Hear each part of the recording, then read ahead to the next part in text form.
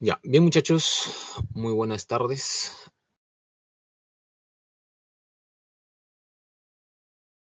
¿Cómo están? Los saluda su profesor Dick Palomino del curso de Psicología. Por favor, confírmenme si me logran ver, me logran oír y si está activa la presentación se puede estar visualizando.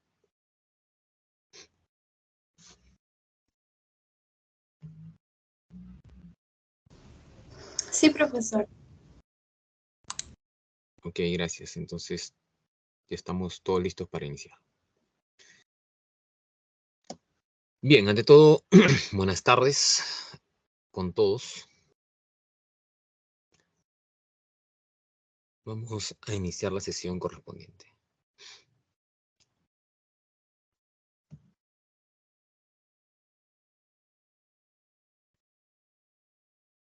Vamos con... a ver, Carla Núñez, ¿está por ahí?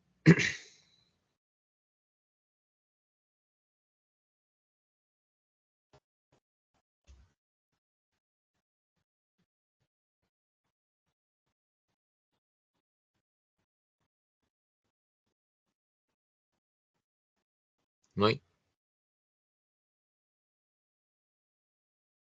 Vamos a pasar lista, creo, mejor. Mejor ponme un icono a ver si estás presente, ¿ya? Quiero ver quién está presente de los que están conectados, quiénes están en otra.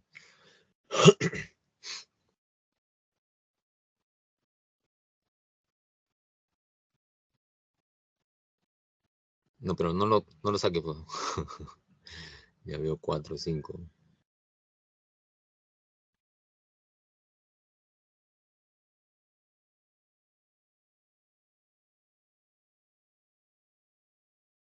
Ajá, ya.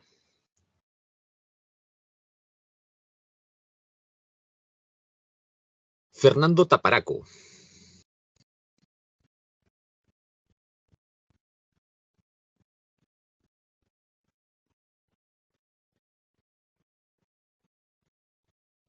¿Estás por ahí? Vi tu icono levantado, así que no me digas que no.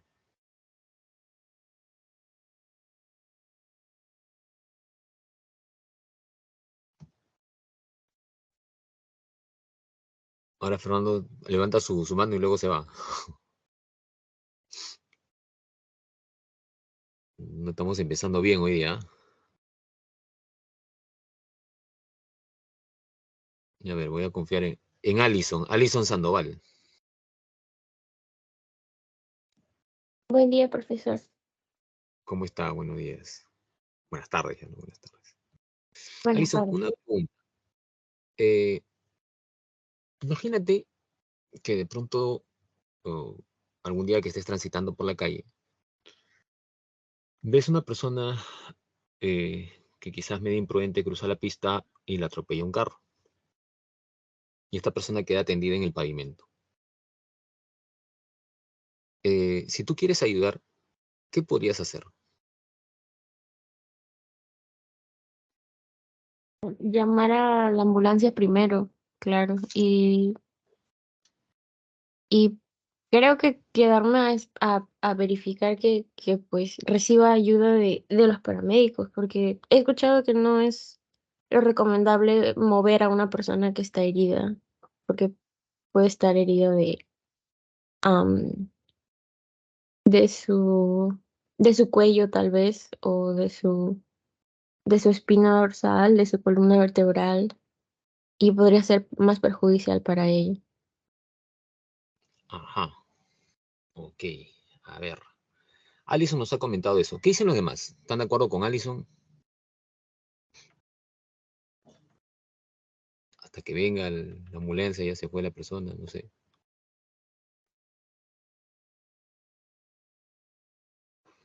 A ver, coméntame tu opinión por el chat. ¿Estás de acuerdo con tu compañera Alison? ¿Estás en desacuerdo? ¿Qué dices tú?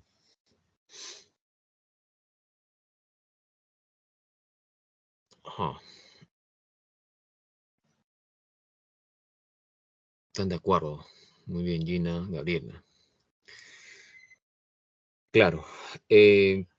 A veces uno, en su afán de ayudar, ¿no? O sea, tiene la buena intención de ayudar, pero si no sabe de algo, puede también cometer un error. Y hay personas que a veces, cuando ha pasado esto, en su intención de ayudar, buscan cargar a la persona, llevarla o transportarla hacia otro lado. Y el resultado es que esta persona termina, si es que hay algo que estaba en proceso de daño, terminan dañando lo peor. Por ejemplo, la columna vertebral, la médula espinal, que van a ser aspectos que necesariamente van a traer repercusiones más adelante. Entonces, es correcto lo que dice Alison, ¿no? Lo mejor sería asegurarse que venga un paramédico en ese aspecto. ¿Y por qué pasa eso? ¿Por qué de pronto ante digamos, una imprudencia ahí, la persona podría quedar quizás no con vida, pero en silla de ruedas todo el resto de su vida? Hay ciertos comportamientos, ¿no? Que requieren de ciertas condiciones biológicas. El día de hoy vamos a analizar justamente este tema, las llamadas bases biológicas del comportamiento. ¿Por qué será importante, ¿no? Analizar los fundamentos biológicos de nuestro comportamiento? Ese es el tema del día de hoy. Vamos a ver entonces principalmente lo referente al sistema nervioso. Dentro del sistema nervioso vamos a apuntar más a lo que viene a ser el sistema nervioso central. Tocaremos también algunos puntos del sistema nervioso periférico, del sistema límbico. Y bueno, y este concepto también de plasticidad cerebral, ¿no? Es un poco el temario, la agenda del día de hoy.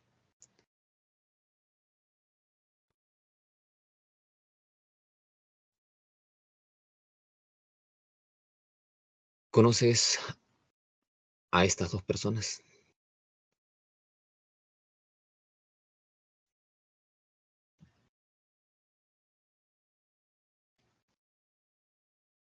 ¿Quiénes fueron o quiénes son? Son actores, profesor. Aunque Mm, uno ha fallecido. ok, uno ya falleció. Y el otro.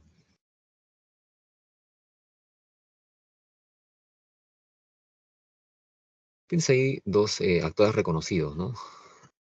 El señor Robin Williams, que bueno, ya falleció hace casi una década.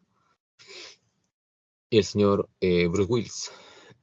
Este señor Bruce Willis, que ha hecho muchas películas de acción y que lamentablemente el día de hoy está sufriendo una repercusión muy fuerte en su salud, ¿no?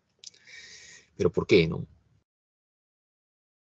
Está incluso ya con pérdidas severas, ¿no? En lo que viene a ser la memoria. Fue algo gradual, que de cierta manera comenzó a notarse y ahora ya, pues, ¿no? Desde hace algún tiempo ya tuvo que dejar la actuación porque ya no podía retener los guiones para su actuación. Y bueno, ahora ya se sabe, pues, que está en proceso de demencia. Eh, ¿Qué ocurre biológicamente para que se dé eso? ¿No? Vamos a encontrar entonces muchos aspectos, ¿no? En nuestro cerebro, en nuestro sistema nervioso, que pueden explicar algunos de estos deterioros.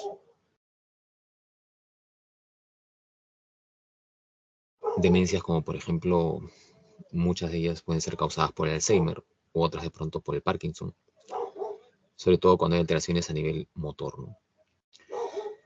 Bueno, son temas un poco más avanzados, ¿no? Pero lo importante es analizar acá básicamente cómo hay una relación entre las funciones mentales y las condiciones biológicas. O sea, eso no cree, ¿no? Que simplemente, bueno, así somos, así nacimos y así, no, así no naciste. O sea, tienes ciertas condiciones biológicas que si no las cuidas, no. Bueno, aunque también hay algunas que ya vienen predeterminadas, pero depende de eso, mucho de eso tu salud también, ¿no? Por ejemplo, si una persona es alcohólica, va también a tener problemas más adelante en alta probabilidad en relación a la memoria. Pero también hay otras condiciones como las que le pasó a este señor, ¿no? Lamentablemente a Bruce Willis, y que le ha impedido ya de continuar su vida eh, normalmente, ¿no? Bueno, empezamos entonces con el desarrollo del tema. Bienvenidos a esta segunda clase donde estamos abordando las bases biológicas del comportamiento con su profesor Dick Palomino. Bueno, hasta ahí, ¿hay alguna inquietud, duda, pregunta que tengan?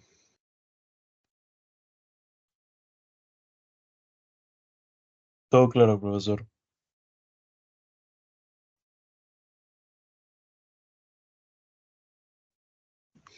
Ok.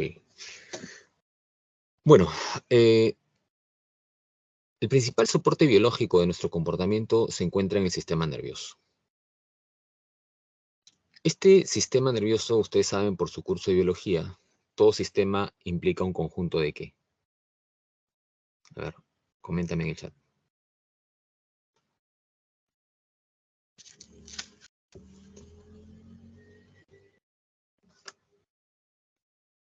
Por tus altos conocimientos biológicos. Gabriela nos dice órganos. Muy bien, Gabriela. ¿Y los órganos de qué están integrados? ¿O por qué están integrados? ¿Cómo están integrados? Por células, no dice Rafael. Antes de las células, ajá, muy bien, Gabriela. Antes de las células son los tejidos, ¿no? Nivel sistémico, nivel orgánico, nivel tisular, que son los tejidos. Y ya los tejidos estarán integrados por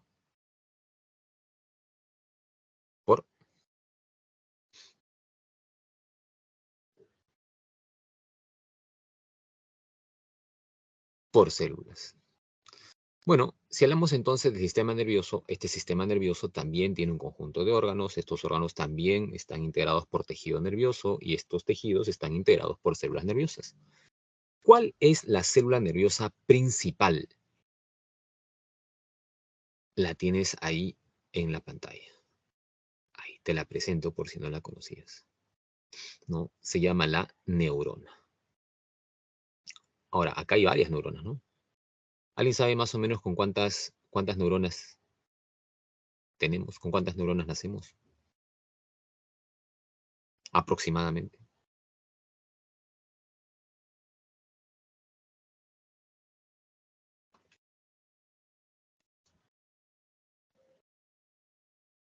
¿Una? ¿No? ¿Dos?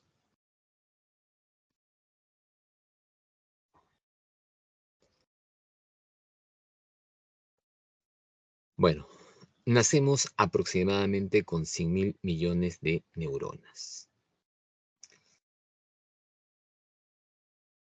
Date cuenta la enorme cantidad, ¿no? Y por lo tanto, estas neuronas se van a tener que agrupar y estas neuronas se van a tener que comunicar. Y toda neurona transmite cierta información. Bien, entonces, esto simplemente es una gráfica, ¿no? Acá tienes una neurona, acá hay otra, que se van formando cadenas, ¿no? Redes en todo tu sistema nervioso. Bien, donde se va transmitiendo impulsos. El impulso nervioso generalmente va de acá, de esto que se llama dendrita, pasando por el cuerpo celularosoma hacia el axón, terminando en el teledendrón. Y acá ocurre algo interesante, ¿no?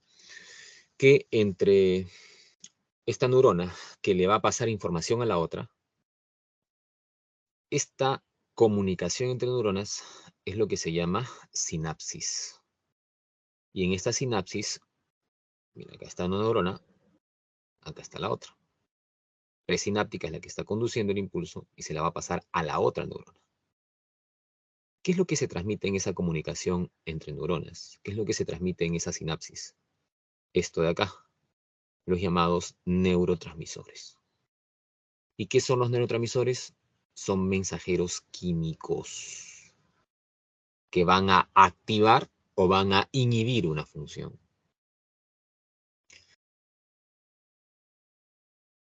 Hablábamos hace un momento de las demencias.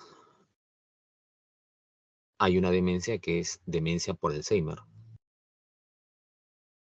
donde la persona inicialmente tiene pérdidas a corto plazo, en la memoria de corto plazo, y luego gradualmente más y más y más y más, hasta que finalmente llega a largo plazo.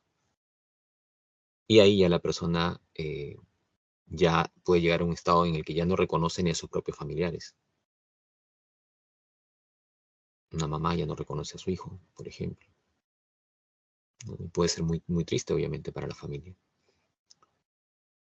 Se va deteriorando cada vez más la persona. Pero biológicamente, ¿qué ocurre en estas personas que tienen Alzheimer? ¿No? Se observa, por ejemplo, un déficit cuantioso en un neurotransmisor como la acetilcolina. La acetilcolina es un neurotransmisor que tiene que ver con la memoria. Entonces, al estar prácticamente muy pobre esa producción, la persona va a tener un déficit severo de memoria. Y esto no es algo que se compre, se fabrique, ¿no? No, pero profesor, hay que comprar para darle más acetilcolina, ¿no? No va por ahí, ¿no?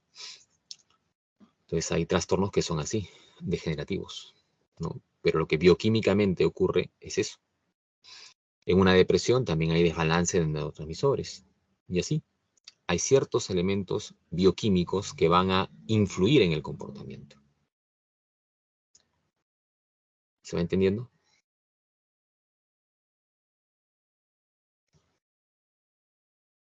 ¿Hasta ahí alguna duda, alguna pregunta?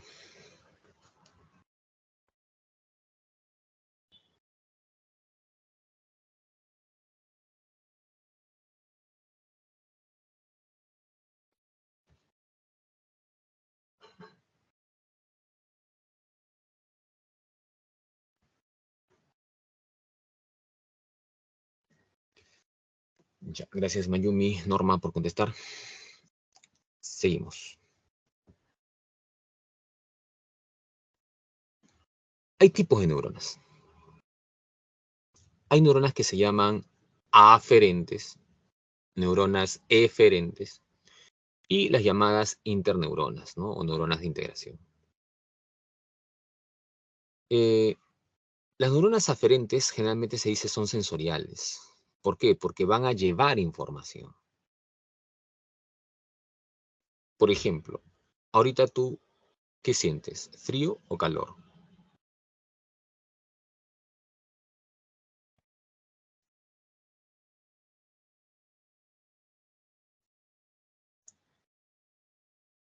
Frío, nos dice Gina. Gina, ¿en qué zona, distrito, no sé, aunque acá había de varios lugares, provincia, no sé, ¿dónde estás? ¿En qué? ¿Estás en Lima? Si estás en Lima, ¿en qué distrito?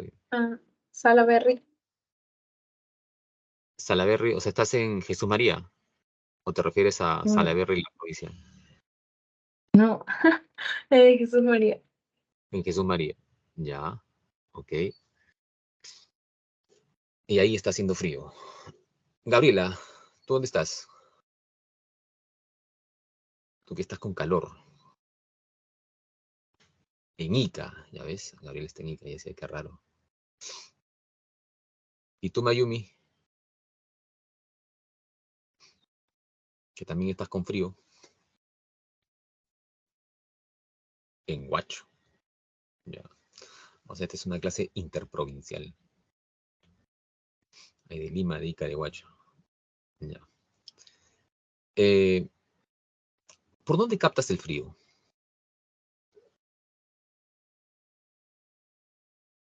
¿O el calor?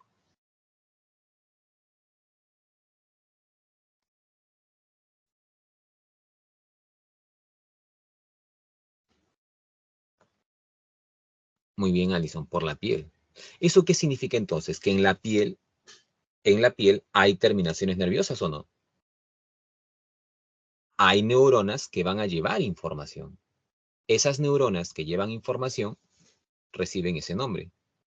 Neuronas aferentes, sensoriales, ¿sí? Captan información del exterior, ¿ok?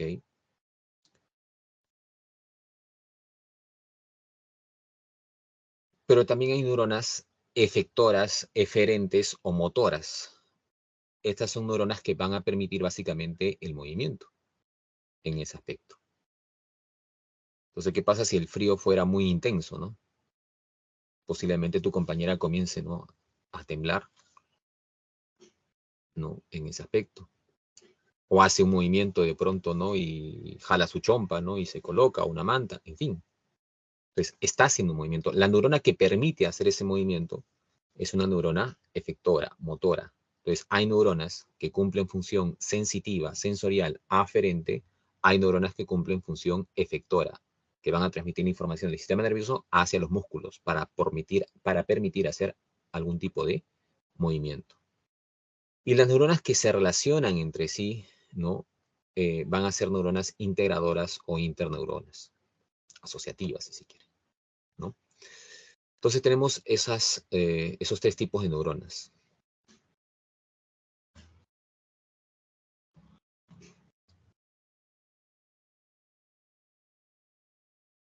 Hay otra célula, no sé si está acá, que son las neuroglias o glías, pero que son básicamente, cumplen una función de nutrición para las neuronas. Lo más importante en el sistema nervioso son las neuronas, en cuanto a célula, ¿no?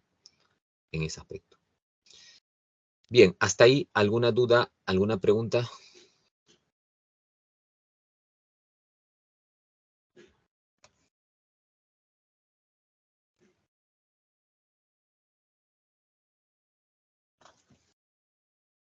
¿Seguimos todo bien? Ya.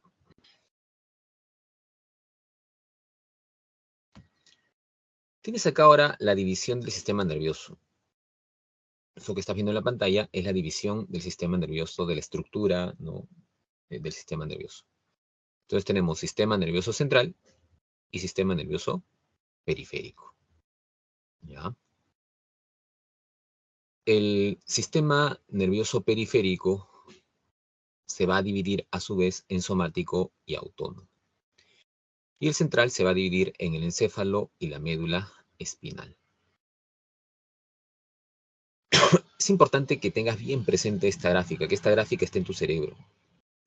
Haz tu esquemita, ¿no? Porque claro, le puedes tomar captura, lo que quieras, pero esto en el examen, tú no vas a llevar tu captura ni tu foto, ¿no? Lo que vas a llevar es lo que tengas en tu cerebro.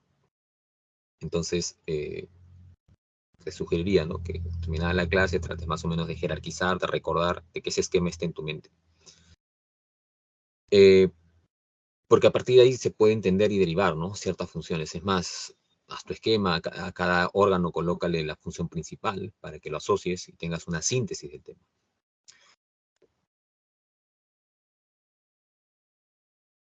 Esta es la fisonomía, ¿no? De una persona, como tú, como yo, en fin, como cualquier persona, y que obviamente va a tener un sistema nervioso central y un sistema nervioso periférico. Quizás acá esta llave no sería muy prudente, ya porque puede pensar uno que el sistema nervioso solamente es la cabeza, ¿no? Y no es así. Sistema nervioso, o sea, el central, ¿no? El central. Sistema nervioso central es el encéfalo y la médula espinal. ¿Qué implica el encéfalo? Si tú te tocas acá, ahí, ¿qué es eso? Donde me estoy tocando. ¿Qué es?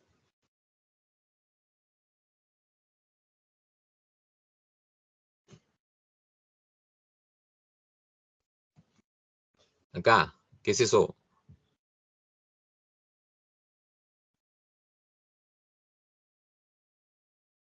Ah, pura.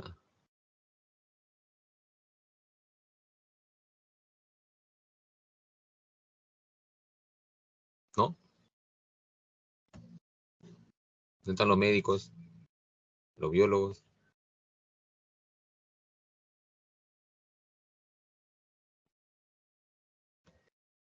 Eso es tu cráneo. ¿Y el cráneo qué es? ¿Sistema óseo o nervioso? Óseo. ¿Y el sistema óseo qué hace? ¿Cuál es una de sus funciones? Proteger. Proteger, muy bien. El sistema, en este caso el cráneo, está protegiendo estructuras del sistema nervioso que son muy importantes. ¿Qué estructuras? Ese cráneo está protegiendo parte del encéfalo. Está protegiendo tu cerebro está protegiendo básicamente ello. Además, en el encéfalo vamos a encontrar un cerebelo y un tronco encefálico, que es más o menos todo esto grafica el encéfalo. Ahora, pero si tú te tocas en la parte posterior del cuello, ¿no? Acá. ¿Qué vas a encontrar? Ya no acá, sino acá. ¿Hay otros huesos o no? Que no. ¿No hay huesos? Ah, o sea, son medios extraños ustedes, ¿no? Acá no hay huesos, acá hay. Acá. En todo tu dorso. La médula espinal. No, eso es columna vertebral. El hueso es la columna vertebral, pero esa columna que está protegiendo. Ahora sí, esa columna protege la médula espinal. ¿Y la médula espinal qué es? ¿Central o periférico?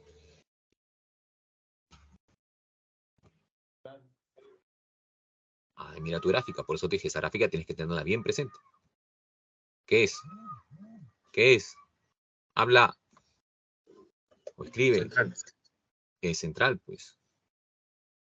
Todas estas estructuras, en conjunto, generalmente se encargan de funciones de procesamiento. El periférico va a implicar todos estos nervios. Mira, la médula espinal está acá. Por eso te decía, acá la llave no debería estar así. ¿Ya? Acá la médula espinal, si bien es cierto, tiene que, esto es parte de la médula, pero la médula es todo esto. Es hasta acá. ¿Sí? Eso es médula. Y acá a la médula espinal van a llegar nervios de diferentes partes del cuerpo. Esos nervios que llegan a la médula, esos nervios son periféricos. ¿Sí? Entonces vamos a tener de esos nervios que llegan a la médula y otros llegan acá al tronco encefálico. Los que llegan a la médula se van a llamar nervios espinales o nervios raquídeos. Bien, 31 pares. Y hay otros que llegan acá, que van a ser craneales. Entonces vamos a tener ahí lo que viene a ser el sistema nervioso somático. ¿Ya? Pero así como hay nervios que llegan a ese nivel, también hay nervios que se dirigen hacia los órganos internos. Por ejemplo, si yo te digo que detengas tu ritmo cardíaco, ¿puedes o no?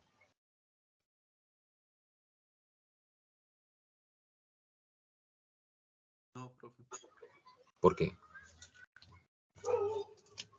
Ese sí. Este órgano Porque es involuntario. es involuntario. Y los nervios que están llegando ahí son nervios autónomos. Funcionan independiente de la voluntad del sujeto.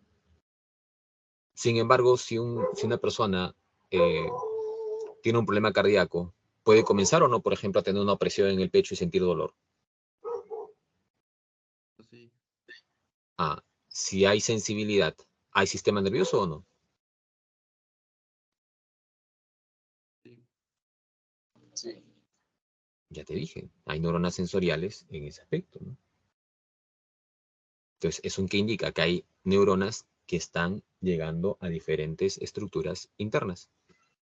Estas neuronas o estos nervios, ¿no? Van a ser parte del sistema nervioso autónomo, donde tenemos la división del simpático y el parasimpático. Hasta ahí más o menos está esbozándose el orden, la jerarquía del sistema. ¿Alguna duda? Todo claro, profesor.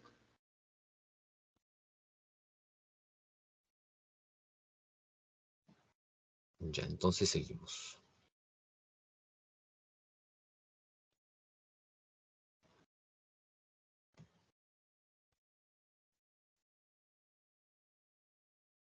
Esto es lo que te dije hace un momento. Encéfalo está integrado por tu cerebro, tu cerebelo y el tronco encefálico, que es esto. Y la médula espinal, que la tienes ahí.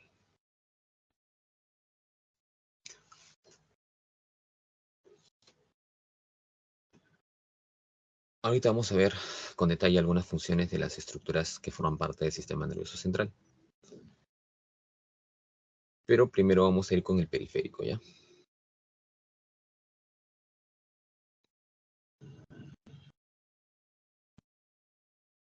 Ya. ¿Está bien ahí?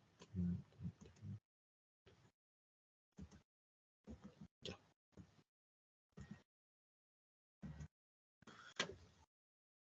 Quiero empezar por el periférico para ir más o menos de lo simple a lo complejo, ¿no? Lo más complejo es el central y lo más complejo en el central es el cerebro. Entonces vamos a ir de lo más simple a lo más complejo. Recuerda, sistema nervioso se divide en central y periférico. Estamos comenzando por el periférico, ¿ya? Este periférico, como te decía, a nivel somático, van a haber 31 pares de nervios espinales. Estos nervios, estos diferentes nervios, ¿a dónde van a llegar? A la médula espinal, que está acá. Esta es la médula espinal, que está al interior de la columna vertebral. Acá está el hueso de la columna, ¿no? Los huesos de la columna, mejor dicho. Y acá estaría graficado los diferentes nervios que llegan, ¿no? Pues ahí, ya esto lo vas a ver seguramente si ingresas al campo de salud, ¿no? Vas a biología, enfermería, obstetricia, medicina, nutrición, psicología, vas a tener que ver esto con detalle, ¿no? Entonces, ya hay 8 pares nervios cervicales, 12 torácicos, en fin, ¿no? Para quienes en la universidad no creo que pregunten esto, pero sí que tengas claro que hay 31 nervios que llegan a la médula y los otros 12 que llegan a nivel de bulbo en este aspecto, acá. Esto que viene a ser tu tronco encefálico, llegan ahí los nervios craneales. Bueno, entonces, 31 pares nervios espinales, 12 pares craneales forman parte del sistema somático. Por ejemplo, ¿no? Acá tienes algunos aspectos.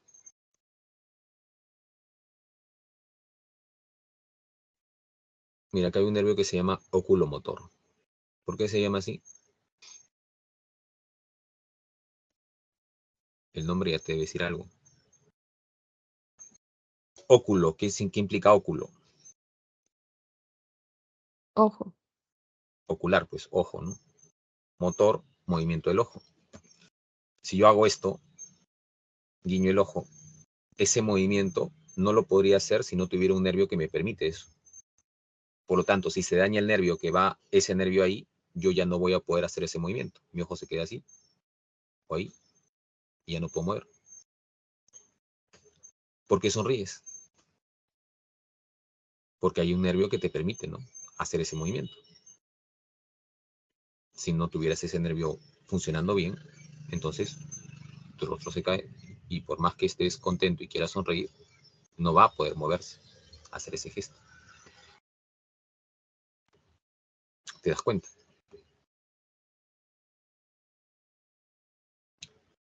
Entonces, bueno, esos son nervios craneales. Eso ya lo vas a hacer con detalle seguramente en tu curso de biología, ¿no? Acá nos tenemos que centrar más en las funciones psicológicas, pero más o menos para enmarcarnos. Entonces, lo que hemos visto acá hasta ahorita, esto de acá, es sistema nervioso periférico, ¿no? Referido a lo somático, los 31 pares de nervios espinales y los 12 pares craneales. No te obsesiones con cada, al menos en psicología, con cada uno de estos nervios, porque eso no va a venir en examen, ¿ya? En psicología, o no sé si en biología de pronto se les viene.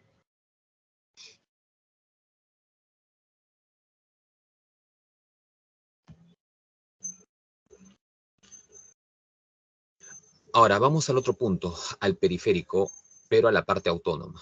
Recuerda que estamos acá, mira.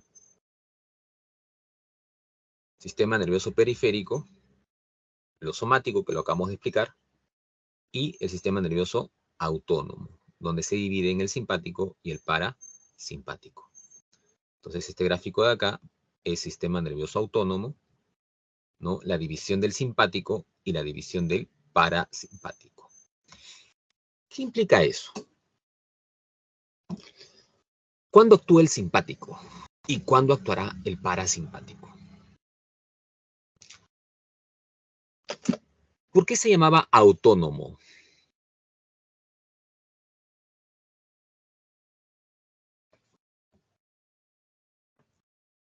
¿Alguna idea por ahí?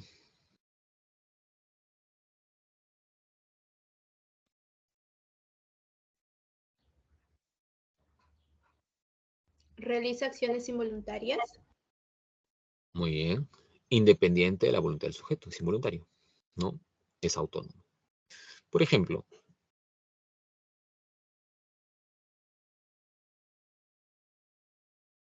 tú mismo, Gabriela, ¿no? Que has contestado. Gabriela, una pregunta. ¿Alguna vez te han asaltado? No. Ya, no te preocupes.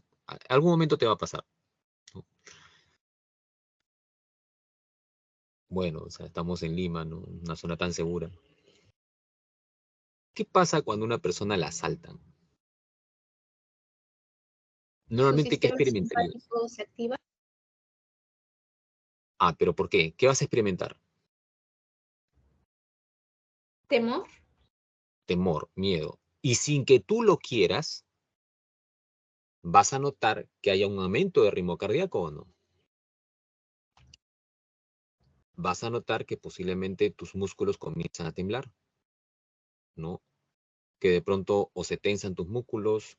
Toda esa serie de cambios fisiológicos, ¿quién los está regulando?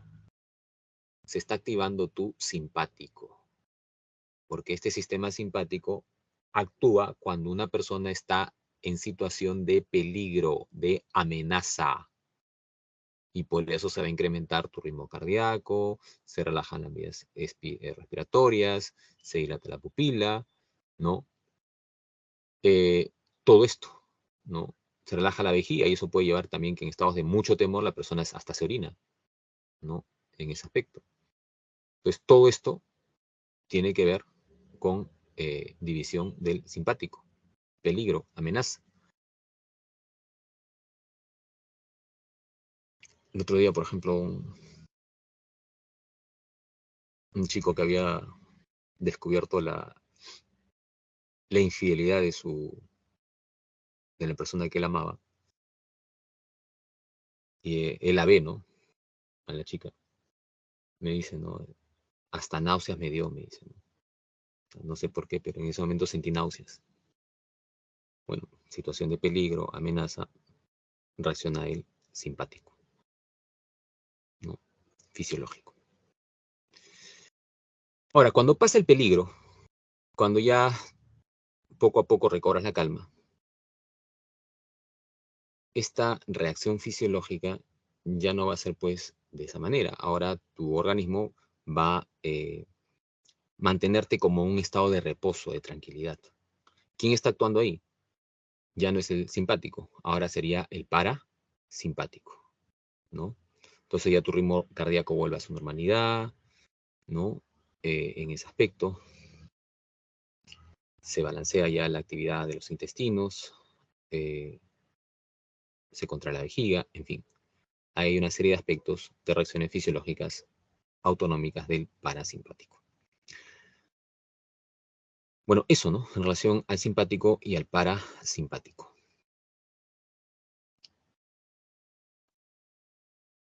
Hasta ahí, ¿alguna duda, alguna pregunta?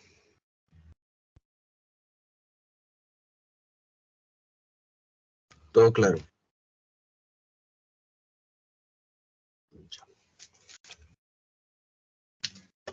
¿A qué hora era su break? ¿12:50 o a la 1? No recuerdo.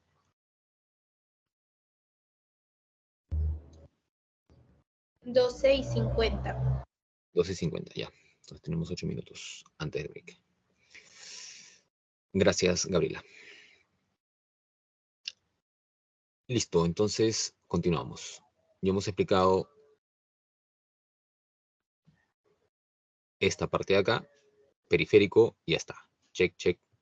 ¿Sí? Vamos ahora al sistema nervioso central. Y el sistema nervioso central está integrado por la médula espinal y el encéfalo. Vamos entonces ahorita a explicar lo de la médula espinal. Luego ya salimos al break y vamos con el encéfalo.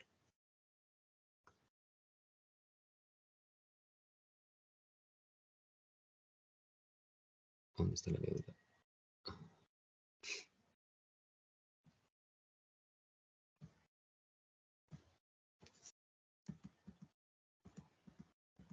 Creo que se les olvidó poner médula.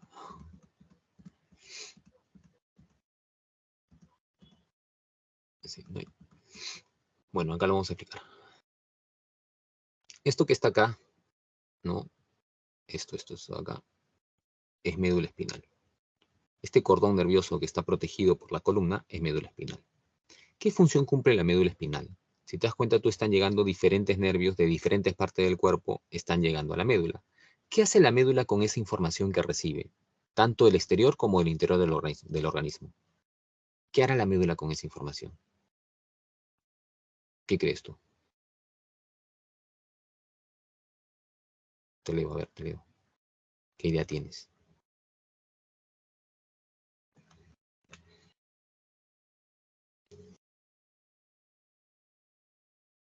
Diferente tipo de información llega a la médula. ¿Qué hace la médula con esa información que llega? ¿La guarda, la deja ahí? No.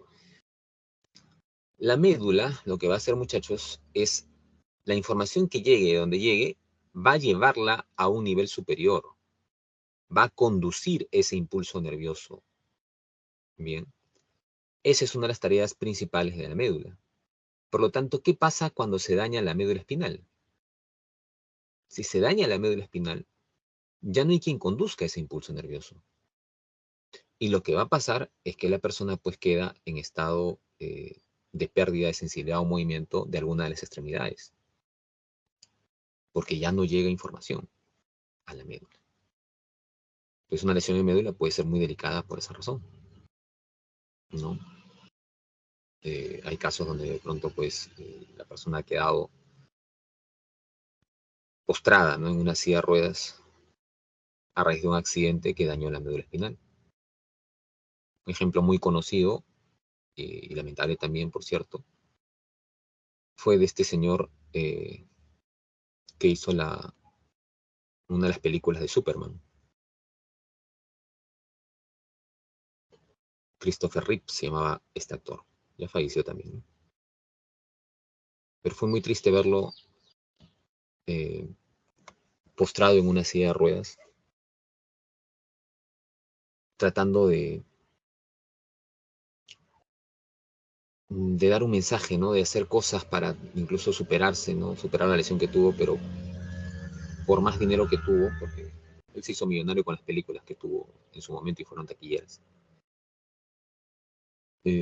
Jamás pudo recuperarse una lesión, ¿no? Cierto día él estaba practicando equitación, estaba con el caballo, ¿no? Y el caballo lo bota.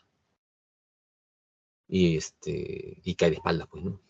Cae de espaldas, una lesión muy fuerte, se daña la columna, se daña la médula y ya no pudo recuperar movimiento de las 4 extremidades. Se quedó postrado en una silla de ruedas hasta el resto de sus días. Una lesión en médula puede ser así de peligrosa, ¿no? Bueno, eso puede pasar. Pero, ¿qué hubiera pasado si la lesión no hubiera sido ahí? ¿Qué hubiera pasado si la lesión hubiera sido no acá en la médula, no acá, sino en esta otra estructura del tronco encefálico? ¿Qué función cumple el tronco encefálico? El tronco encefálico ya es parte del encéfalo, junto al cerebelo, junto al cerebro.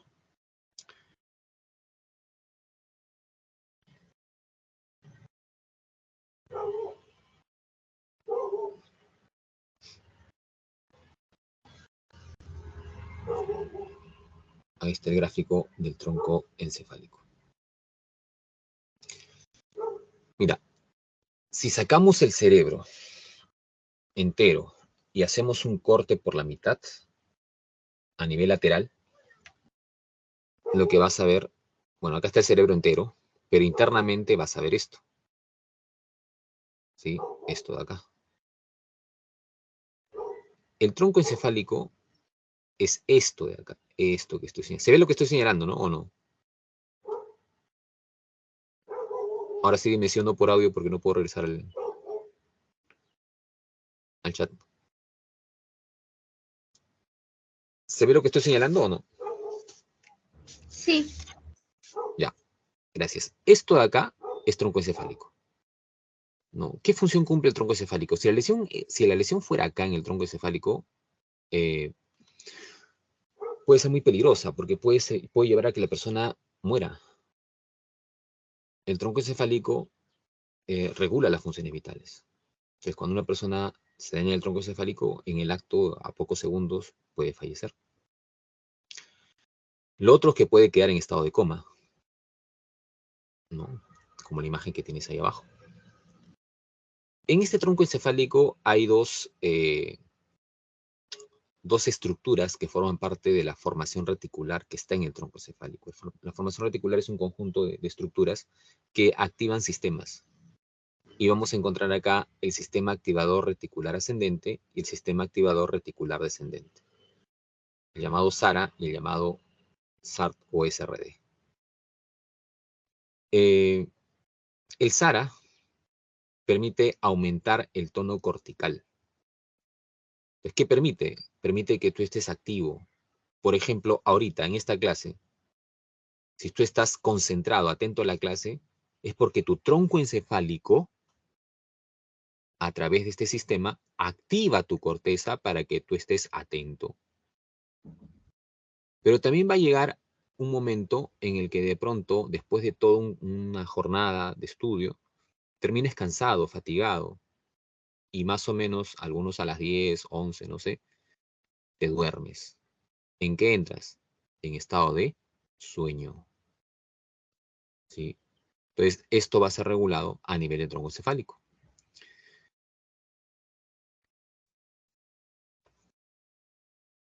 Por medio de esos dos sistemas, ¿no? Bien, hasta ahí, ¿alguna duda, alguna pregunta?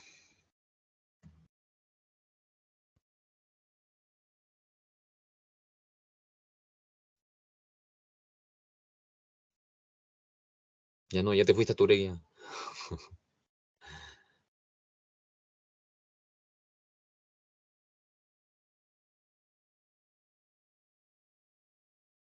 ¿Están ahí? Sí, que se han quedado creo que se han quedado en el tronco encefálico. Su Sí, sistema profe, activador, todo bien. su sistema activador, o sea, Profe, estamos en horario de receso. sí, sí, justo los estoy mandando a receso, pero quería que me digan si ya está todo claro hasta ahí. Bueno, vayan al break, ¿ya? Y los quiero pilas cuando regresen, ¿ah? Si no, mejor no regreses, ¿ya? Nos vemos en 10 minutos.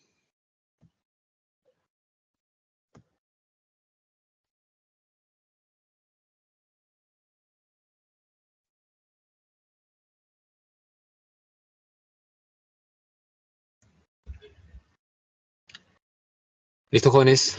Seguimos.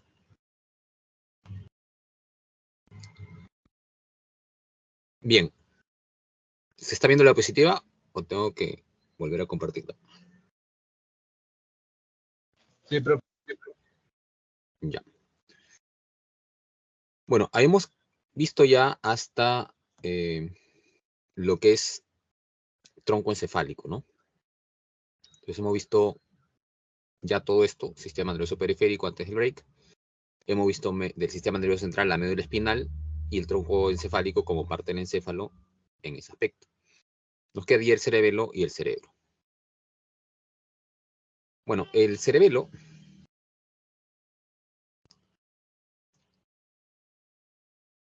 es esta parte de acá. No vas a creer que es todo esto, ¿ah? Es esta parte de acá.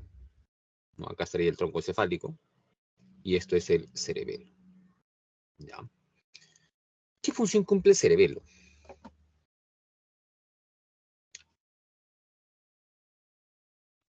¿Cuál es la función, ¿no?, que tiene tu cerebelo? El cerebelo básicamente permite, ¿no?, información ligada al movimiento, la postura y el equilibrio. Entonces va a permitir coordinación motora. Por ejemplo, tienes ahí las imágenes de esas gimnastas, ¿no?, que hacen unos movimientos muy entrenados, obviamente, ¿no?, pero muy complejos. Hacer toda esa rutina y coordinación de movimientos implica también que en ese momento está participando el cerebelo para esa coordinación y precisión del movimiento. Entonces hay toda una coordinación en ese aspecto. Cuando tú caminas hay una marcha coordinada, hasta incluso para estar sentado, cuando te paras, ¿no? O sea, en el aspecto, el cerebelo va a permitir coordinar con precisión los diferentes movimientos, ¿no? Ahora, cuando una persona, por lo tanto, se daña el cerebelo, una de las consecuencias podría ser esto que se llama ataxia, ¿no? Que la persona tenga ya movimientos descoordinados. Entonces ya sus movimientos no van a ser, es como que tu cerebro da la orden, ¿no? Pero tu cerebelo no responde para el movimiento preciso. El movimiento sale descoordinado. Bueno, a eso es a lo que se llama una lesión, o mejor dicho, una lesión en el cerebro puede producir eso, y eso es lo que se llama ataxia. Bien. Ahora sí, vamos a la estructura más importante del sistema nervioso, y esta es el cerebro.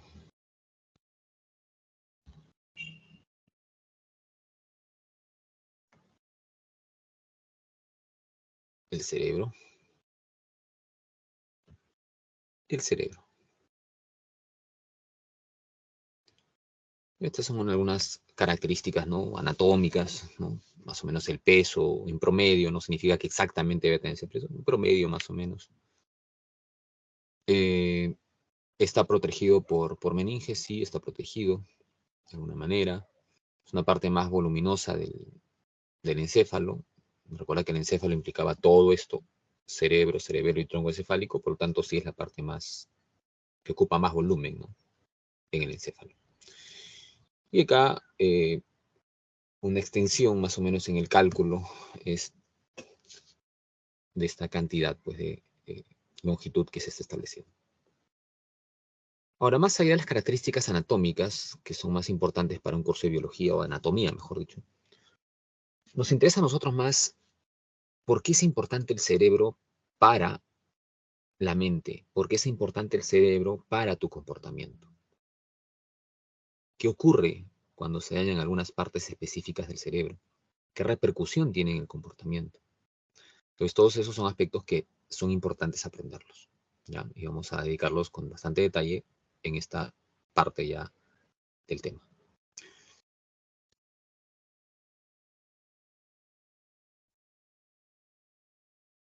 Acá tienes el cerebro entero, ¿no? Bueno, acá está el cerebro también, pero entero, básicamente, el cerebro implicaría esto.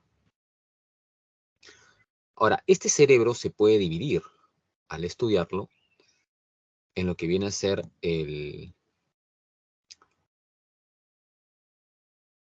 los hemisferios y los lóbulos en la parte cortical, en la corteza. ¿Cómo lo he puesto acá? No está dividido, ya. En la parte cortical está lo que viene a ser la división mediante hemisferios y mediante lóbulos. Y en la parte subcortical vamos a tener una estructura que está por debajo, ¿no?, que viene a ser el sistema límbico. Son estructuras que tienen mucha coordinación.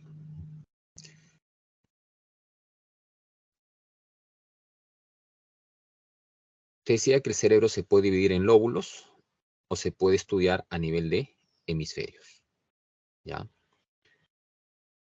Vamos primero con los lóbulos. Acá está el cerebro, ¿no? Y si te das cuenta acá, bueno, acá está dividido por colores, no vas a creer que el cerebro está coloreado, obviamente que no. Lo que sí va a ocurrir es que tiene un color más o menos como este, un poco más grisáceo tal vez, ¿no? Ese es un poco el color que tiene el cerebro. Pero acá está básicamente dividido para que entiendas la gráfica de la división de lóbulos, porque acá van a haber surcos. Entre lóbulo y lóbulo hay surcos. Estos surcos se llaman cisuras, surcos profundos, ¿no? Entonces va a haber cisuras que van a permitir la delimitación de lóbulos. Esto, por ejemplo, que estoy señalando ahorita, todo esto sería el lóbulo frontal. Acá, ¿sí? Ahí se me fue ya. Ahora sí, esto. Todo esto, más o menos, es tu lóbulo, hasta acá, es tu lóbulo frontal. Bien, ahí están los surcos. Un surco y acá está el otro, ¿no? Las cisuras, cisura de Silvio.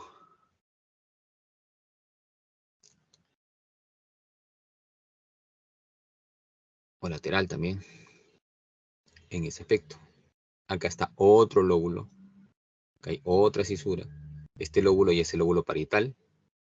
Parte posterior, lóbulo occipital. Y la parte que está pegada a los costados sería el lóbulo temporal, ¿no? Frontal, parietal, temporal, occipital. ¿Cuál es la función de estos lóbulos? ¿Qué importancia tienen?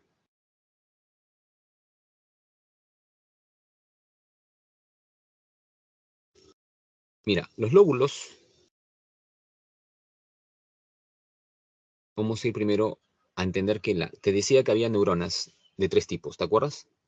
A ver, coméntame en el chat cuáles eran esos tipos de neuronas.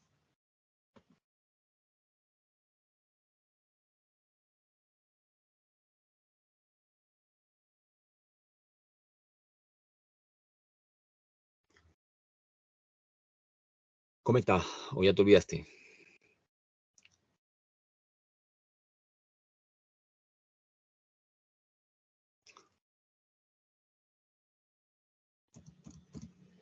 Estoy esperando tu respuesta.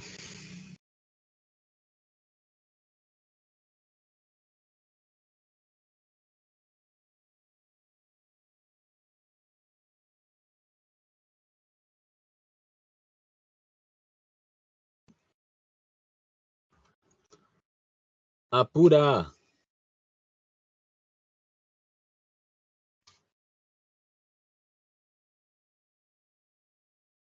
Te dije hace menos de una hora que había 3 tipos de neuronas. Aferentes, efectoras y integradoras. Ajá, por fin. Acá también veo a Alison, que ha respondido. Ya.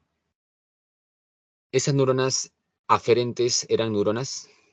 ¿Qué función tenían? Ya, Sensoriales. Sensoriales. Las efectoras, de movimiento. motoras, ¿no? Movimiento.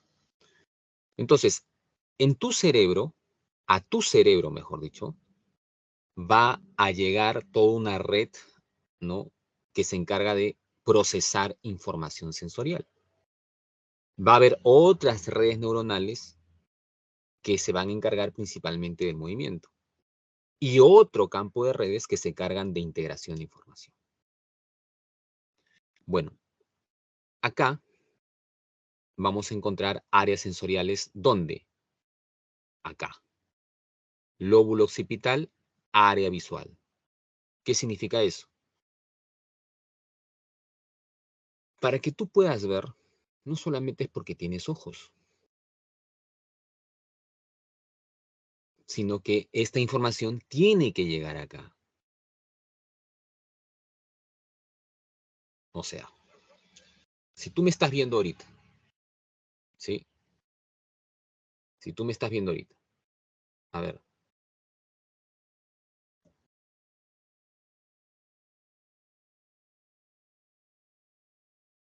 Aunque no creo que se note ya. Esto de acá. ¿Qué color es?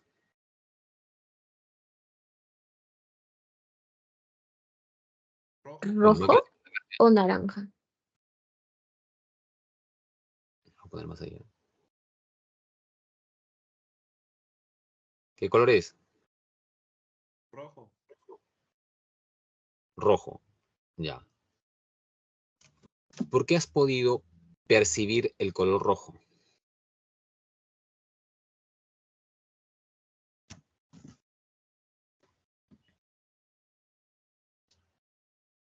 Porque tengo ojos, profesor. No, Por no el solo. lóbulo occipital que procesa imágenes. Ajá. Pero para que esa información llegue allá, obviamente, ingresa la información por tu campo visual, ingresa a tus receptores, ahí habrá un nervio que lleva la información, nervio óptico, y esa información va a llegar al lóbulo occipital. Y el lóbulo occipital procesa esa información en ese aspecto. Entonces ya tú percibes colores, formas, tamaños, etcétera, etcétera. La percepción visual se da en el lóbulo occipital. Por eso están acá de áreas visuales. ¿Ya? Pero también hay otra área sensorial, ¿dónde? Acá. Esta área que le llaman de sensibilidad general. Es un área llamada somatosensorial. Somato, cuerpo. Registra información de las diferentes partes del cuerpo para procesar la información ligada a lo que viene a ser el tacto. Por ejemplo, hace un momento, Gina, nos dijiste que tenías frío, ¿verdad?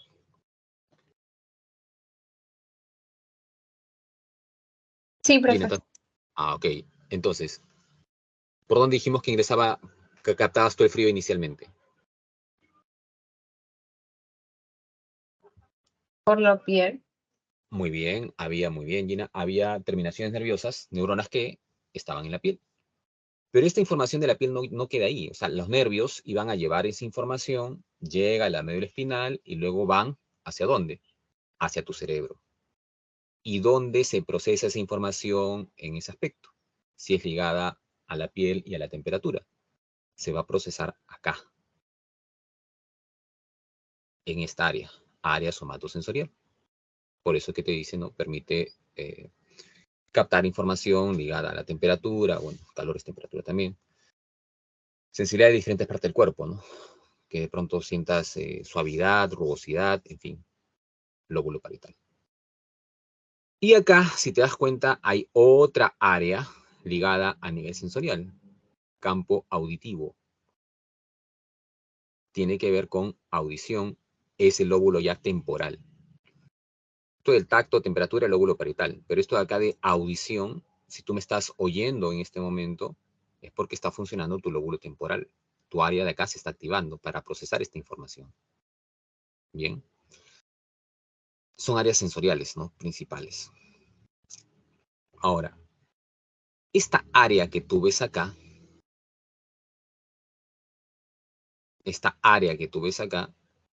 es área motora. Por lo tanto, es área que ya va a intervenir en el movimiento. Por eso, pero el movimiento no era el cerebelo, sí. Pero la orden parte del cerebro del lóbulo frontal, porque esto de acá ya es parte del lóbulo frontal. Entonces, el área motora está en el lóbulo frontal. Es como que tu cerebro da la orden, ¿no? ¿Con quién coordinará? Con tu cerebelo. Y ya el movimiento coordinado preciso comienza a hacerse a partir de esa conexión.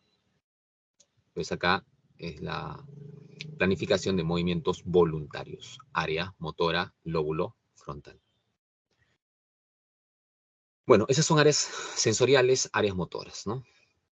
Hay también otras funciones, ¿no? Por ejemplo, asociadas a lo que viene a ser el lóbulo temporal, también está la función de memoria, ¿no? Porque justamente detrás de este lóbulo, o por abajo de este lóbulo, internamente está el hipocampo, muy cerca, que tiene que ver con la memoria. ¿Qué más? Estas otras áreas también son importantes. Área de Broca, área de Exner, área de Wernicke y área de Dejerin. ¿Por qué son importantes? Son áreas del lenguaje.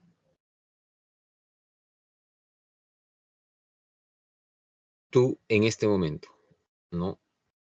Si es que estás atento a la clase. Ahora vamos a hacer un Un ejercicio más o menos para que lo entiendas.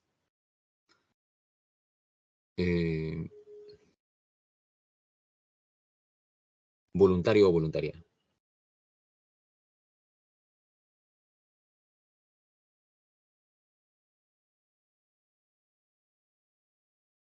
Ahí está. Alison. Muy bien, Alison. ¿Puedes encender tu audio? Sí, profesor. Ya. ¿Me estás escuchando ahorita? Sí, profesor. Ya. Para que tu compañera me esté escuchando, ¿qué tiene que haber ahí? O sea, ¿qué estructura, qué área, digamos, se está activando al momento de oír de lo que acabamos de decir? Área de Wernicke. Ojo, audición auditiva, ¿sí? Bien. Área auditiva, ¿qué lóbulo? Temporal. Temporal, muy bien. Ahora, cuando yo hablo, ¿estoy emitiendo códigos o no? ¿El lenguaje es un código o no? Sí. Para que tú, Alison, logres decodificar cada palabra que estoy diciendo, para que tú logres decodificar la palabra hablada, ¿qué área se estará activando? Área de Wernicke. lenguaje. Ah, muy bien. Ahora sería área de Wernicke, porque esta área que estamos señalando ahorita en la diapositiva, esta área permite la comprensión de la palabra hablada. Ahora, pero, Alison, si tú estás comprendiendo lo que yo estoy diciendo, implica que yo, que soy emisor, estoy codificando información. Estoy hablando. Para que yo pueda hablar, ¿qué área del lenguaje se estará activando en mí? Broca. Broca. Muy bien. Estamos con Alison, ¿eh? Alison fue la voluntaria. Área de Broca, pero muy bien. Área de Broca. ¿Por qué? Porque estoy articulando palabras. ¿Y esa área de Broca dónde está? ¿En qué lóbulo? Frontal. Frontal. ¿Te das cuenta? Entonces, cuando tú estás, cualquier persona está articulando, está hablando, está articulando palabras, se está activando el área de Broca. En cambio, cuando estás decodificando las palabras habladas, se está activando el área de Wernicke, lóbulo temporal.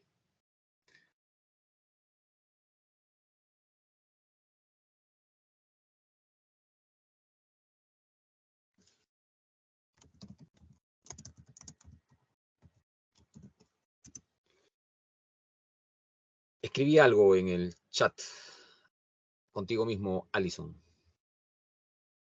¿Qué he puesto?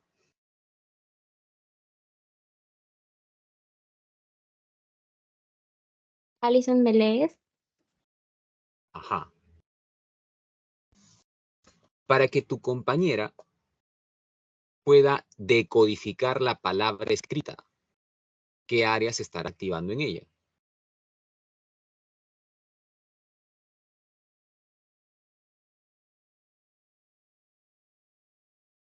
Ah, Deyerin. Muy bien, Gabriela. ¿Por qué? Esta área de Deyerin, que está en el lóbulo parietal, permite comprender la palabra escrita, decodificación de la palabra escrita. Ah, pero ¿quién escribió eso? ¿Quién escribió Alison Melez? ¿Yo sí o no? Al momento de escribir, ¿qué área de mi cerebro se está activando?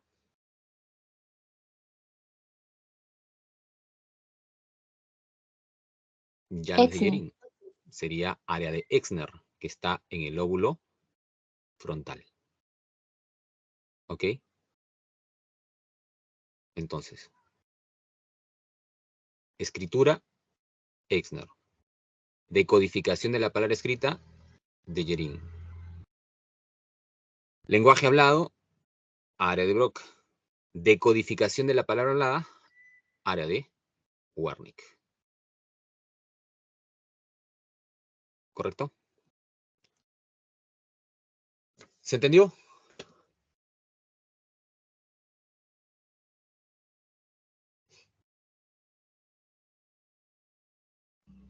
Ya, Alison sí me ha entendido. ¿Y lo demás?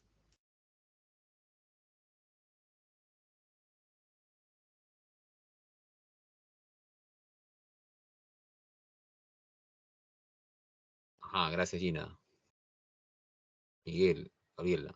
Ok. Bien, entonces ya hemos analizado ahí áreas sensoriales, áreas motoras, eh, áreas de lenguaje, y falta algo en los lóbulos, que es muy importante. Esto de acá. Ah, no está señalado acá, pero bueno. Esto de acá, acá más o menos, a esta altura. ¿Ya? Esto que estoy poniendo así como en un círculo, ¿ya? Eso de acá es lo que se llama el área prefrontal. Y esta área prefrontal es fundamental porque es la base biológica de funciones psicológicas superiores. ¿Qué es una función psicológica superior?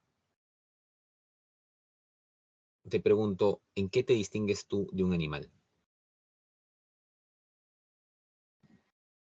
Razonar, profe, puede ser.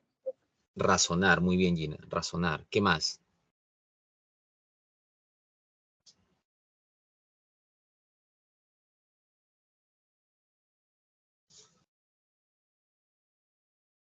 A ver, Gina, vamos contigo. ¿Tú a qué postulabas, Gina? No estoy muy segura, profesor. ¿Entre qué está? Ah, me gustan varias carreras, arquitectura, medicina. Ya, estás entre arquitectura, medicina, ok. Pero lo que sí estás seguro es que quieres ingresar a la universidad. ¿O tampoco? Sí, sí, profe. Ok. Eh, ¿Solo San Marcos o estás pensando en alguna otra universidad también? Sí, depende la carrera, pero sí, San Marcos es mi opción para medicina. Ok. Ahora, eh, más allá de ello, yo imagino que si estás pretendiendo seguir esta carrera o la otra que me has mencionado, es porque lo ves como parte de algo a lo que te quieres dedicar a futuro.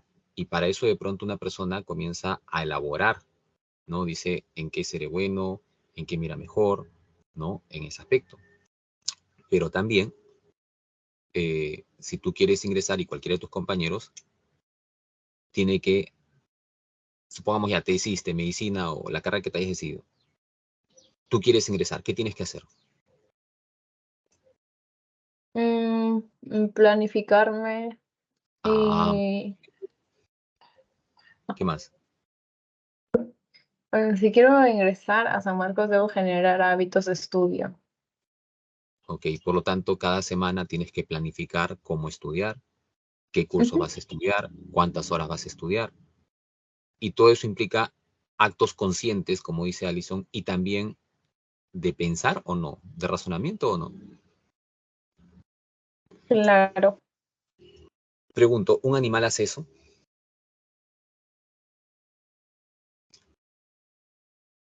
Un animal piensa en su futuro, ¿sí? Se proyecta de acá, cómo estaré de acá a unos 15 años. ¿Has visto alguna vez un gato queriendo ser un mejor gato? ¿Ah? No, ¿verdad? Esas son cualidades básicas del ser humano. Bueno, esa información, no estoy diciendo que tú, porque tengas tu área prefrontal, hayas nacido pensando o de pronto planificando, no. Este planificar también uno lo va aprendiendo en la vida. Pero esto que se aprende, una vez que lo aprendes, ¿dónde se codifica? En esta área prefrontal, que está en el lóbulo frontal. Bien, entonces son funciones importantísimas en ese aspecto. ¿Qué más?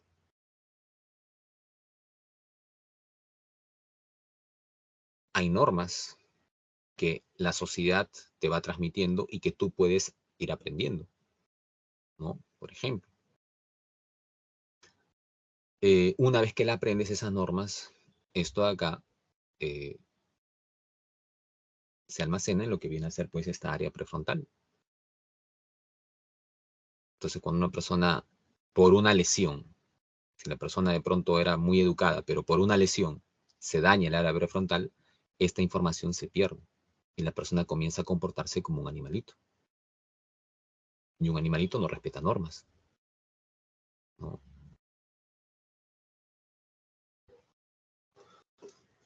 Tú tienes ganas de miccionar para todos, ¿no? ¿Qué haces? Estás en la calle.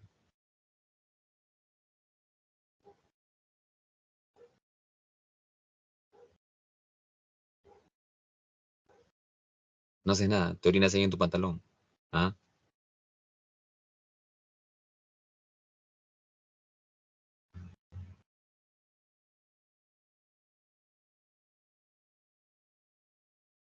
¿Te orinas ahí donde estás? No creo, ¿no? Bueno, Alison me dice acá, buscar un baño público. Ya, ok.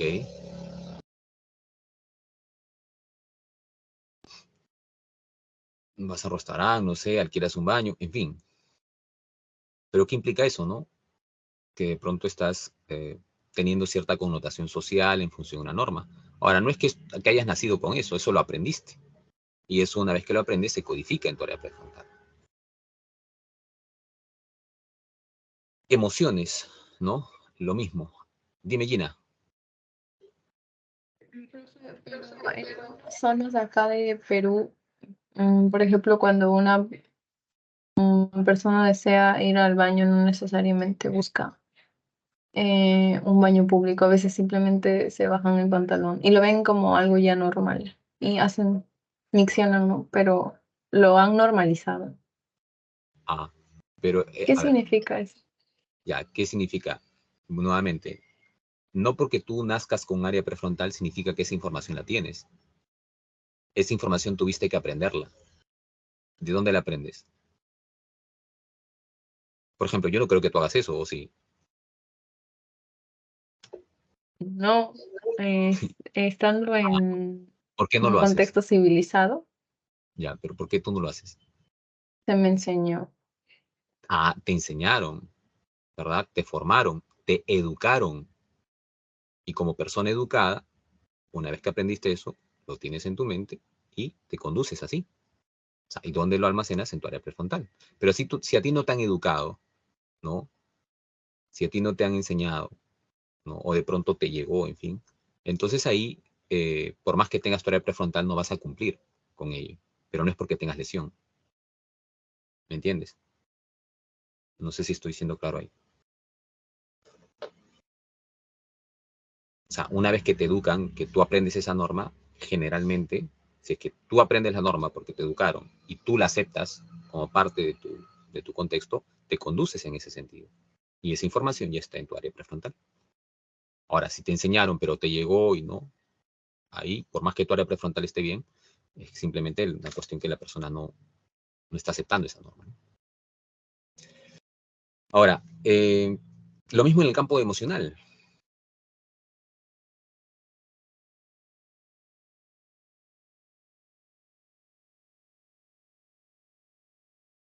¿Qué pasa con estos actos muchas veces medios irracionales que cometen algunas personas, ¿no? Hay que aprender a controlar las emociones. Nosotros no aprendemos, mejor dicho, no nacemos controlando emociones, pero se pueden aprender. Por ejemplo, ¿tú, Gina, alguna vez has dado examen ya? Todavía. Un simulacro. Ya. ¿Y qué tan nervioso estabas del 1 al 10? No mucho porque estaba en colegio, entonces no sentía como esa presión que siento ahora cuando rendía simulacros. Así. O sea, ahorita te sientes más presionada. Ujú, sí. Ya. Ahora, si tuvieras que poner una nota a esa presión del 1 al 10, ¿qué nota le pondrías actualmente? 8 o 7. Ya, que es un poco alto. ¿Ah? Yo diría, analiza cómo te va en tu primer examen. Y si tú notas que el nerviosismo está en ese nivel 7, 8, 9, tienes que buscar ayuda. ¿Por qué?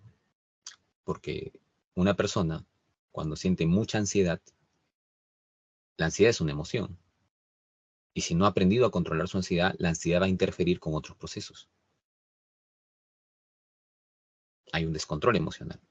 Pero si tú adquieres estrategias para aprender a controlar tu emoción, una vez que tú aprendes esa estrategia, nuevamente esta información se va a codificar en tu área prefrontal.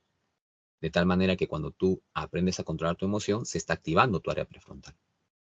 Bien. A ver. Profesor, una consulta, disculpe. Además del nerviosismo, ¿puede existir otro factor como, no sé, por ejemplo, depresión que puede afectar el área prefrontal? A ver. El área prefrontal, claro, se puede afectar cuando la emoción anula. Y emoción no solamente nos referimos a la ansiedad, puede ser cualquier emoción. Una persona con depresión no tiene voluntad de hacer las cosas, afecta a su área prefrontal, está totalmente abúlico, apático, ¿no? Entonces sí, no solamente es la ansiedad. Pero recuerda que tiene que ver con aspectos básicamente en que la persona, o sea, para que controle su emoción tiene que aprender. No es que nazca con eso. Y una vez que aprende, ya se codifica ahí, ¿no? Ahora, hay una pregunta interesante que hace también Alison, ¿no? Dice, los barristas y su fanatismo descontrolado. Claro, cuando te apagan la luz, ¿no? Cuando te apagan la luz.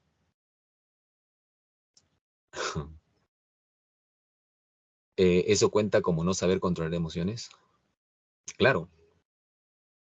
O sea, cuando tú no controlas emociones es porque estás actuando impulsivamente.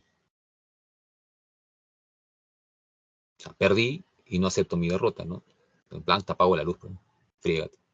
Claro, estoy actuando impulsivamente, pero tú sabes lo que le va a costar eso. Si es que realmente hubiese una entidad que sancione en función a las normas, ese estadio lo tendrían que cerrar por lo menos algunas fechas, ¿no? Y si fuera en Copa Libertadores, lo que va a pasar es que van a perder ingresos, una gran cantidad de ingresos que ellos necesitan, por una decisión así de tonta, ¿no? Entonces es un acto impulsivo, pues, ¿no? No controlé mi emoción, ¿no? Peor aún cuando hablamos ya pues de matar a una persona, ¿no? O sea, hay un descontrol total ahí. Pero ojo, eso no es porque la persona esté dañada del área prefrontal, ¿ya? Eso no es que la persona esté dañada del área prefrontal. Cuando la persona, a ver, tú aprendes, como te digo, aprendes a controlar la emoción, aprendes a una norma, aprendes de pronto a planificar, y estas funciones se codifican en tu área prefrontal. Cuando la persona se daña el área prefrontal, todas estas funciones que ha codificado se alteran. Entonces, una persona que estuvo muy educada ahora cambia radicalmente su comportamiento. Una persona que era muy controlada en sus emociones ahora cambia radicalmente, ya no controla nada. ¿Se entiende? Pero es a partir de una lesión en esa área. Gina dice, apagaron las luces porque perdieron. Bueno, parece, ¿no? No sé.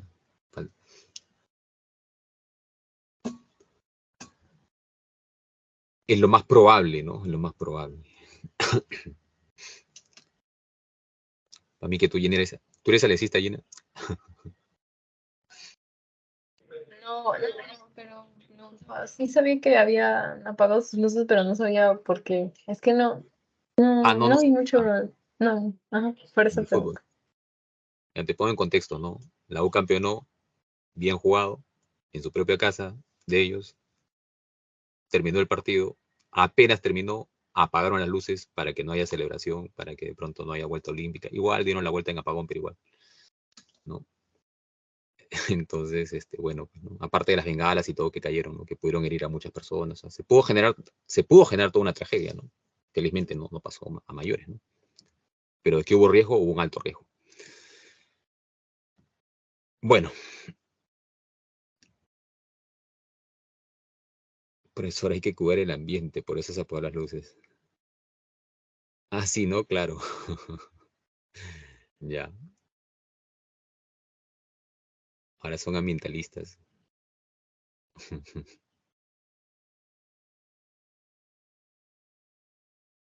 Bueno, ese ya es un tema que podemos hablar en otra clase. ¿Ya? A ver, sigamos. Entonces, hasta ahí la parte de lóbulos. ¿Alguna duda, alguna pregunta en lóbulos? Para ir con hemisferios y luego con sistema límbico y ahí cerramos.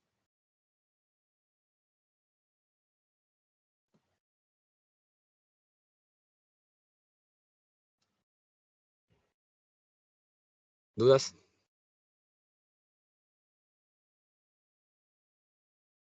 Sigamos, sigamos. Dice.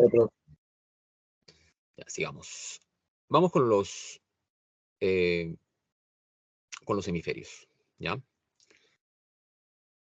Mira, esto de acá era visto el cerebro de costado, pero si ahora vemos el cerebro desde arriba,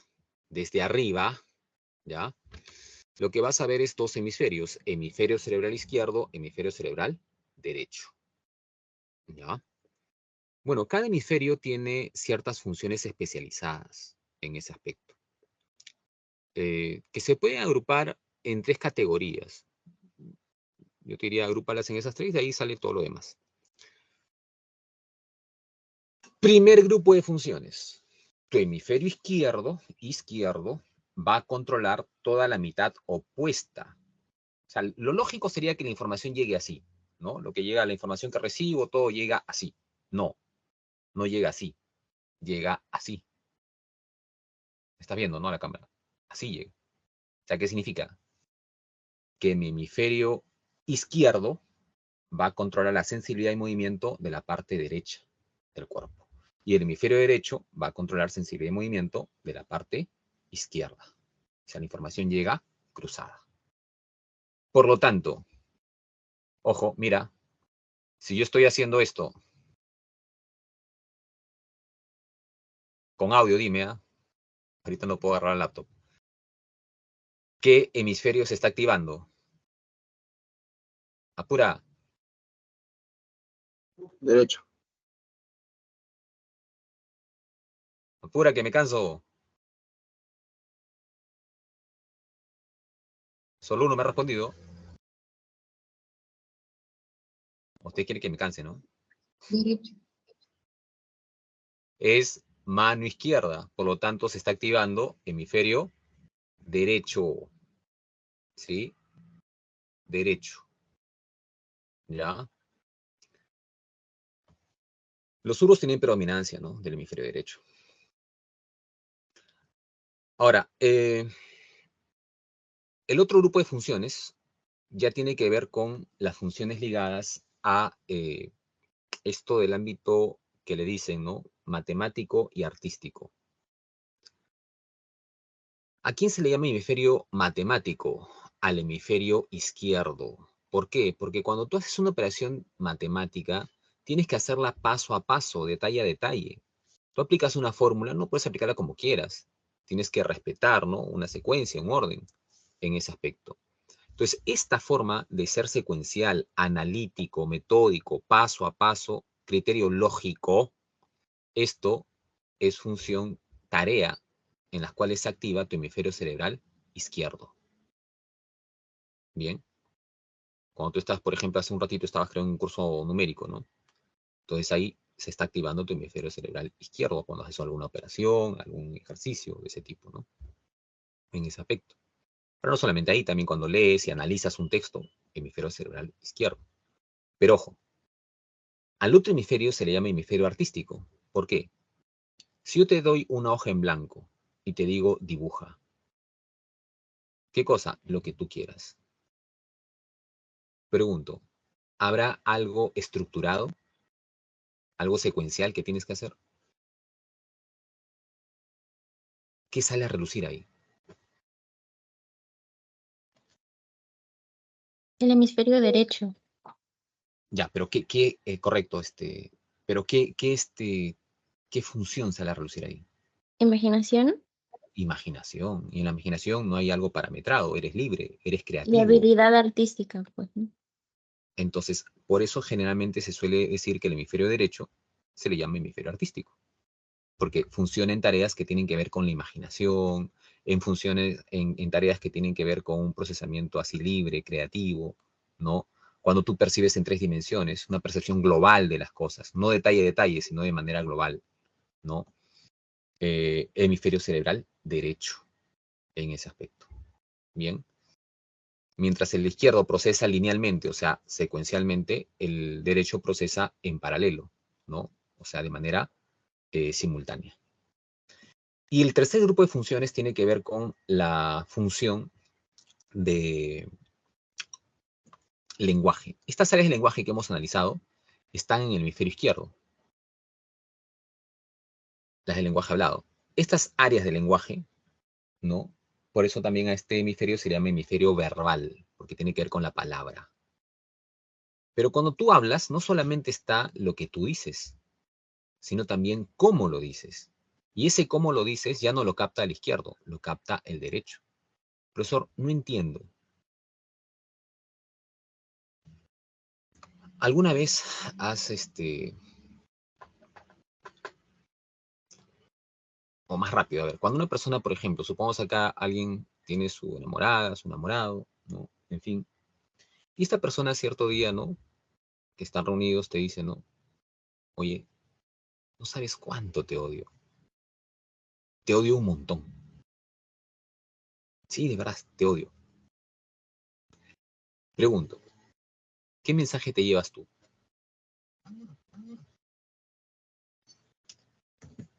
¿Que te odio o no? Sí, profe. Pero si te lo está diciendo riendo, ¿cómo te va a decir que? Diferente sería, oye, te odio, no quiero saber de ti en mi vida. Es otra cosa, ¿no? O sea, el gesto tiene mucho que ver con el significado también que tú le das a las cosas. La palabra la capta el izquierdo, el hemisferio cerebral izquierdo, pero la parte gestual, el tono de voz, eso lo capta el hemisferio derecho, la parte no verbal del lenguaje. Entonces son funciones complementarias. El cerebro funciona como un todo porque internamente hay una estructura llamada cuerpo calloso que une ambos hemisferios y la información de ambos hemisferios. Alguna vez se pensó que esto no tenía, digamos, ninguna función, ¿no? Y a alguien se le ocurrió cortar el cuerpo calloso para aliviar algunos aspectos de epilepsia que ocurrían en algunos pacientes. Y el resultado fue trágico, ¿no? Porque la información comenzaba a estar descoordinada. El, el cerebro es todo un conjunto, ¿no? Pero que hay algunas partes, digamos, que actúan de manera especializada. Y justamente algo que también ocurre en nuestro cerebro, o que puede ocurrir, es que cuando se lesiona una parte, hay otra parte aledaña que puede suplir la función del hemisferio. Y es a esto a lo que se llama plasticidad cerebral. Es cuando una parte, digamos, de tu cerebro suple la función de otra. No le correspondía esa tarea, pero como no hay quien la supla, ahora yo me encargo, ¿no? Pues ¿a esto qué implica? Que se modifiquen las redes sinápticas. Y esto ocurre cuando aprendemos también. Cuando tú aprendes, se van modificando redes sinápticas, ¿no? En ese sentido. Bueno, a eso se llama plasticidad cerebral. Tu cerebro es plástico. Ahora, es más plástico mientras más joven seas, ¿no? Con persona ya es más avanzada en edad, no es que no tenga plasticidad, pero es menos plástico. Bien. Bueno, y finalmente, lo último que falta sería el sistema límbico. El sistema límbico está internamente, ¿no? Por debajo de la corteza cerebral, internamente está el sistema límbico. Implica un conjunto de estructuras, donde las principales son el tálamo, el hipotálamo, la amígdala y el hipocampo. El tálamo es una estación de relevo sensorial. Decíamos, por ejemplo, que la información llegaba, la información visual, ¿dónde se procesaba? ¿Te acuerdas o no? Te olvidaste ya. Habla, rápido, rápido, escríbeme. Visual, o habla. Occipital, muy bien. Pero antes que llegue al lóbulo occipital, primero tuvo que pasar por el tálamo. ¿Sí? Por el tálamo. La información auditiva, ¿dónde se procesaba? Temporal. Temporal. Pero antes que llegue al temporal, tuvo que pasar por el tálamo. O sea, el tálamo detecta la señal y le envía al centro de procesamiento. El tálamo hace eso con toda información sensorial, excepto con una, el olfato. El olfato no pasa por el tálamo. Lo demás, sí. Hipotálamo. Función principal es un centro homeostático. ¿Qué significa eso? Regula necesidades básicas. Por ejemplo, ahorita, ¿estás con hambre o no? Sí. A ver, coméntame en el chat, ¿cuál es tu plato favorito?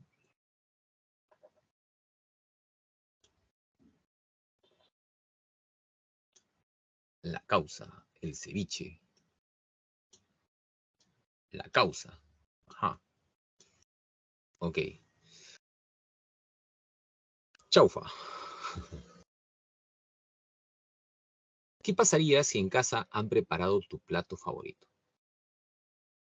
¿Cuántos platos te comes?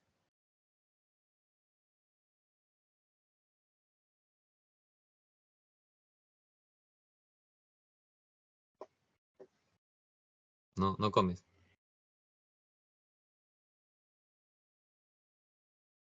Dos, dice Gabriela. Todito, ¿qué es todita la olla? Tres, dice Gina. Ah, su Gina, aprovecho. ¿Cuál es tu plato favorito, Gina? Tres, Fernando. Ah, te son... Ya bueno, me comes dos, tres platos. ¿Por qué no comes 10?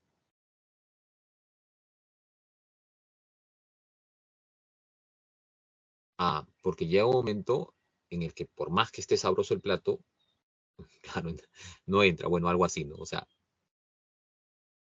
no es que no entre, es tu hipotálamo que te da la sensación de estar lleno o de estar con hambre. El hipotálamo regula eso. Entonces, si se daña el hipotálamo, se daña también ese centro de regulación. El hipotálamo es necesario en las funciones de hambre, sed, sueño, conducta sexual. Eso va a regular un equilibrio, lo regula el hipotálamo. Y lo principal es esto. El hipocampo es como una puerta que permite transferir información de corto a largo plazo. Memoria. Si se daña el hipocampo, vamos a tener dificultades severas en la memoria. Y la amígdala, que es un centro emocional por excelencia. Cuando tú experimentas una emoción, se está activando tu amígdala. Pero es una amígdala en el cerebro, por si acaso. ¿Ah? El otro día un chico dijo, profesor, a mí me han operado de las amígdalas cuando era niño, entonces yo no tengo emociones. No, no se refiere a las amígdalas de acá, ya se refiere a las amígdalas de acá, de tu cerebro. ¿Ya? Y esta amígdala tiene que ver con emociones. Entonces, si hoy tú estás con cólera, con miedo, se va a activar. En ese momento hablamos del nerviosismo, por ejemplo. Una persona está nerviosa, la amígdala está full activándose ahí, en ese momento. Bien. Bueno, todo eso implicaría sistema límbico. Y creo que con eso ya cerramos la clase del día de hoy. Vamos a ir con una pregunta para cerrar. Este es un caso ilustrativo justo de lo que te decía del área prefrontal. Y con esto vamos a cerrar, ¿ya? A ver, contéstame cuál sería tu respuesta ahí.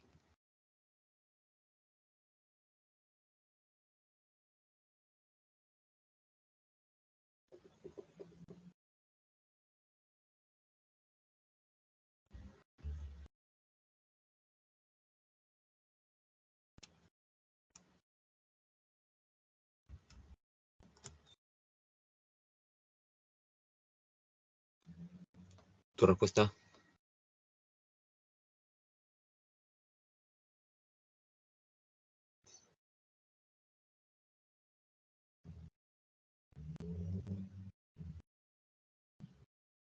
Tatranca. Es un caso real. Dice, el caso de Phineas Gage es un hito paradigmático en la evolución de la neuropsicología. Este sujeto sufrió un accidente, una barra de metal le atravesó la mejilla izquierda, ¿no? Pasando por detrás del ojo de ese mismo lado hasta perforar el segmento inferior del área prefrontal, ¿no? Sí. Increíblemente sobrevivió. Luego se reveló que su lenguaje y su inteligencia eran normal. Sin embargo, otras áreas de su comportamiento resultaron notablemente deterioradas. Señala el valor de verdad o falsedad con respecto a los efectos de la lesión en el área prefrontal. 1. Perdió la capacidad de experimentar emociones sociales como la empatía. ¿Esto puede ser posible o no?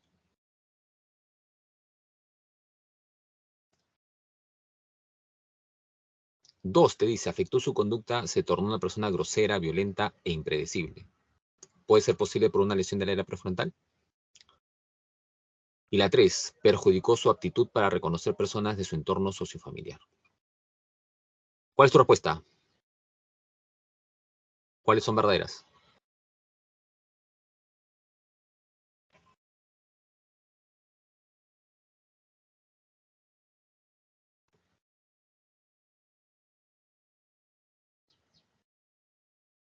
La E te dice. Mira, el reconocimiento de personas, ¿no? Que tú, por ejemplo, vayas por la calle y digas, ah, es mi tía, es mi hermano, no sé, en fin. Eso tiene que ver con reconocimiento de rostros, eso tiene que ver con hemisferio básicamente derecho, ¿ya? Pero no específicamente con el área prefrontal. Sí tendría que ver con el área prefrontal, como te dije, el control de normas, una vez que las aprendes, ¿no? El aspecto también, ¿no? De conductas de ese tipo, emocionales, de control.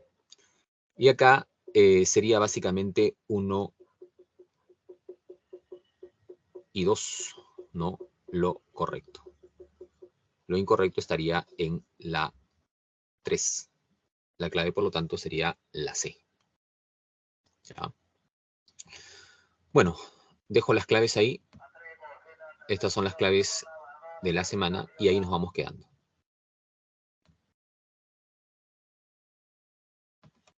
Listo, chicos. Ha sido un gusto estar con ustedes. Ya, nos vemos hasta la próxima semana. Cuídense, estudien. Bien. Chao.